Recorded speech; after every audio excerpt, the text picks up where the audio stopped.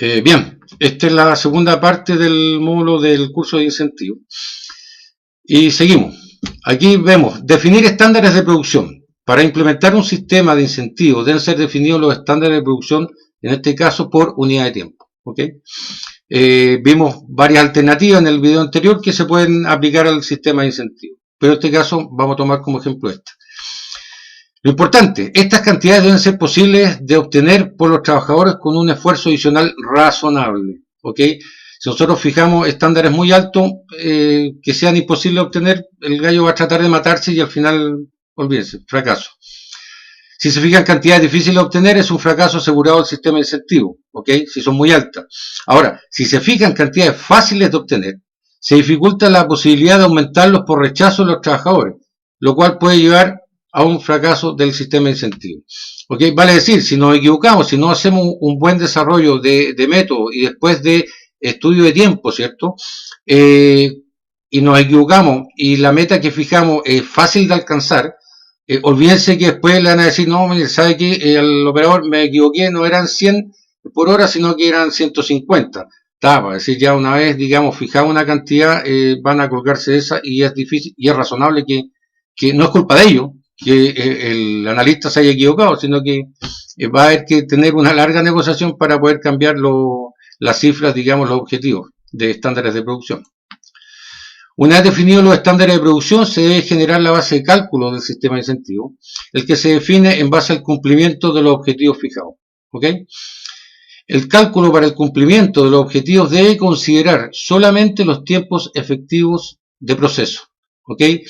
Si la máquina tuvo detención por falla mecánica, eléctrica, etcétera, que lo estamos viendo acá, esos van a ser tiempos muertos, ¿ya? Y en ese caso, si existen tiempos muertos por fallas mecánicas, eléctricas, faltó materia prima u otro tipo de detenciones no atribuibles al trabajador, es decir, que no sean culpa de él, deben quedar fuera de la base de cálculo, ¿ok? No es culpa de él que la máquina haya estado detenida, o que no le hayan llevado materia prima, o que no le hayan retirado la producción. Aquí tenemos un ejemplo, ¿cierto?, genérico de un cálculo de cumplimiento de objetivo. En este caso es un cálculo semanal. Y vamos a ver la diferencia con tiempos muertos y sin tiempos muertos. Tenemos un estándar que se fijó de 20 unidades hora, una jornada laboral de 9 horas por turno, 5 días a la semana. En este caso, hubieron en la semana 4,5 horas de tiempos muertos, acá 0.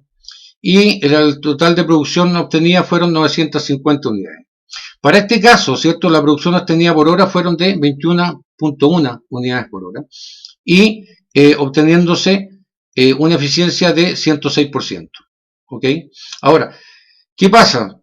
En este caso, nosotros le quitamos los tiempos muertos que no son culpa del trabajador y las cifras, siendo las mismas unidades logradas en la semana, la producción obtenida aumentó obviamente de 23 a 23,5 unidades hora y la eficiencia, en este caso, ¿cierto?, pasó a ser 117%. ¿Ok? Esto es, considerarlo es una injusticia y esta es la manera, digamos, un ejemplo simple de por qué hay que descontársela. Es decir, digamos, y esta fue la real eficiencia que él tuvo. Ahora, como les comenté, el sistema de incentivo tiene que asegurar, primero, que se logren los objetivos y lo importante es que la calidad se mantenga. Es decir, a mí no me interesan aumentar producciones, ¿cierto? Siendo que la mitad está malo. ¿Ok? Y para ello se puede relacionar, ¿cierto?, con los resultados de las pruebas de los análisis que haga control de calidad a las unidades de producto terminado. Se pueden hacer tablas de corrección de la eficiencia obtenida. Vale decir, aquí tenemos un ejemplo de si tienen 0% de rechazo, se le aplica un 100%. ¿Ya?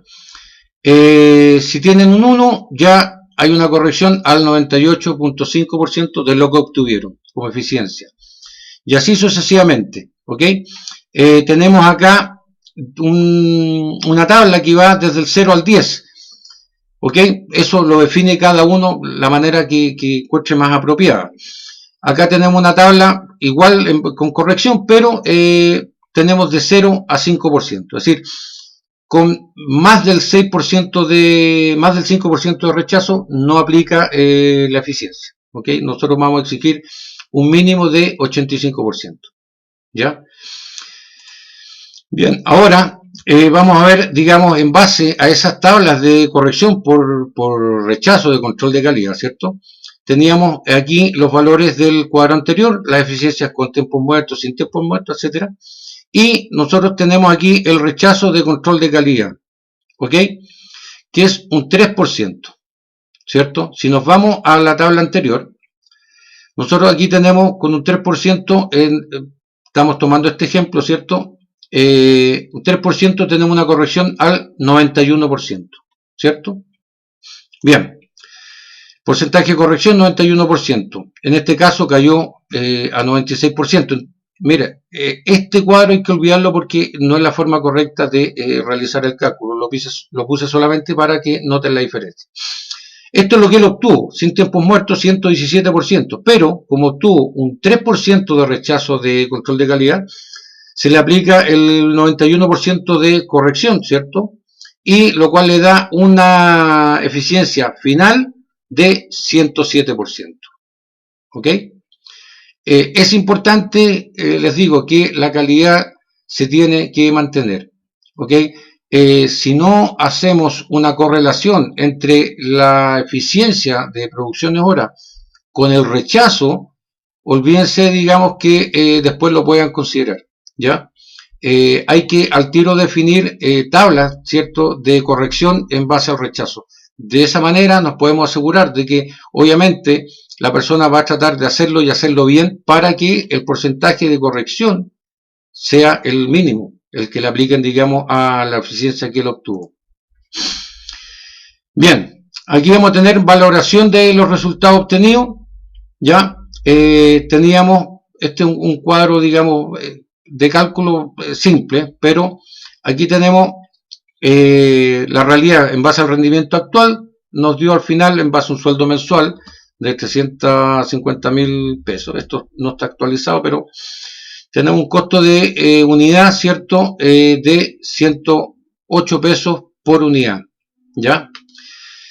Aquí tenemos el total de mano de obra, en los valores de pesos por hora, el total actual, ¿cierto? Y la eficiencia corregida. Habíamos visto que era 117, ¿cierto? Y cayó a 107 con la corrección de control de calidad. El total corregido, vale decir, lo que él gana, ya se le aplicó el 107% y pasó a ser 84.049, lo que él va a obtener. La producción obtenida 950 y el costo de mano de obra por unidad salió de 88 pesos, teniendo una diferencia de 20 pesos, ¿cierto? Lo cual nos da un diferencial de un menos 18% en el costo de mano de obra por unidad de producción. Bien, acá hay otro ejemplo, pero esto es en base, un sistema de incentivo en base a ahorros, que también es aplicable. Por ejemplo, nosotros tenemos producción de teñido de hilado, tipo de producción, lotes de 500 kilos. El costo del teñido, de cada teñido, ¿cierto? Son 100.000 pesos. El rendimiento actual de ese proceso está a un 70%. Se hacen lotes por turno, lotes aprobados, ¿cierto? Y lotes rechazados, se rechazaron 6. Como yo tengo un costo de teñido de 100.000 pesos, el costo no estamos valorizando la mano de obra, sino que el costo del teñido, porque vamos a analizar ahorro. Las pérdidas por turno en este caso son de 600.000 pesos, es decir, 6 lotes rechazados a un costo de 100.000 pesos, 600.000 pesos. ¿Ok?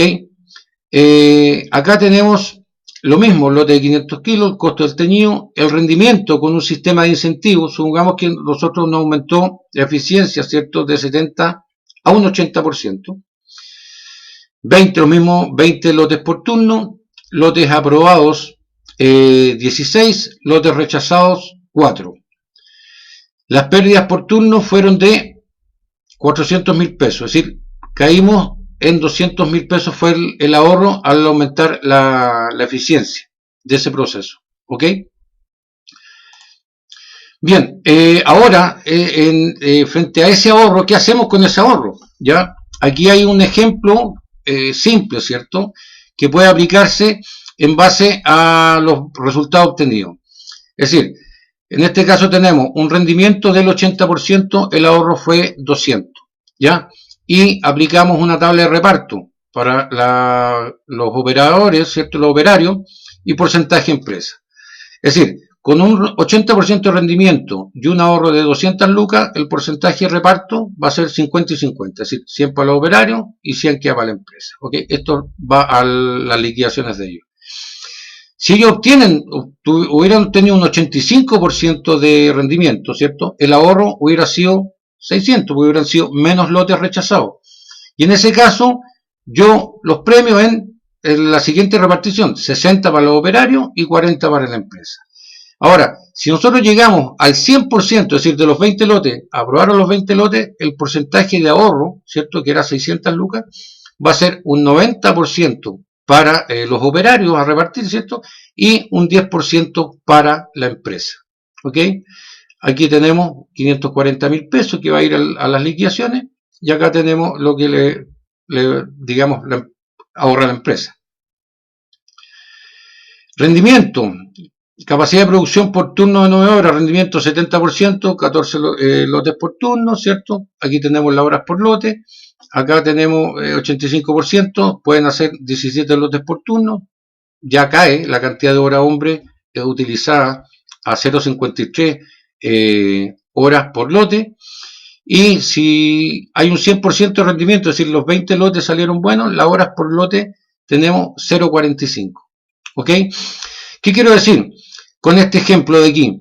De que la empresa, a ver, no es que la empresa reciba 60 lucas, ¿ya? O ellos a repartir, digamos, las 540, pues uno podría decir, oye, pero son 600 lucas. ¿Qué es lo que pasa? Si se fijan en este cuadro, ¿ya?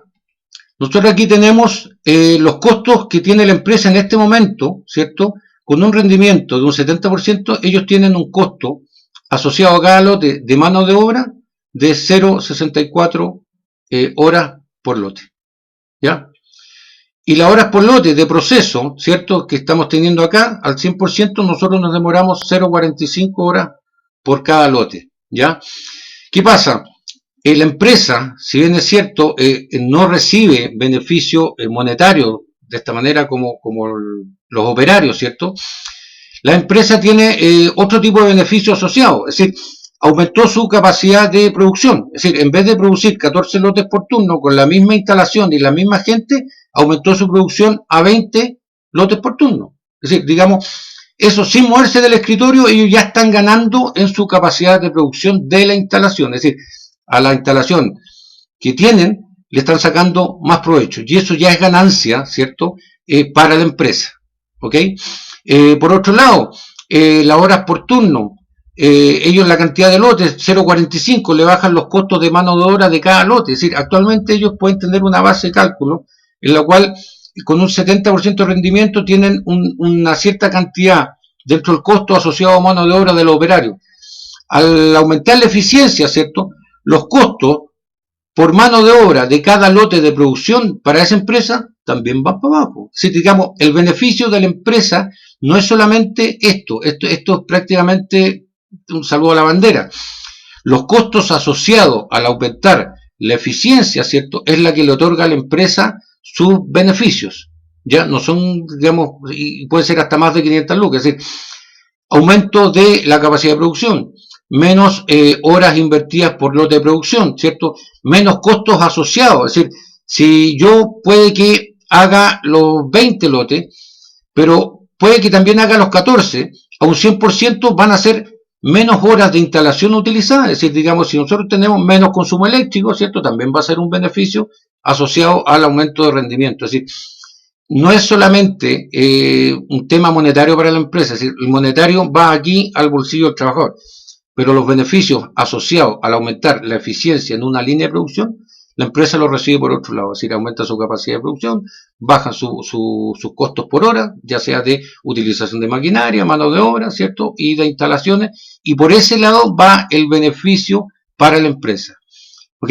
Por eso les decía, un buen sistema de incentivo tiene que otorgar tanto beneficios a los operarios, ¿cierto? Como a la empresa, ¿ya? Ambos tienen que obtener algún tipo de ganancia.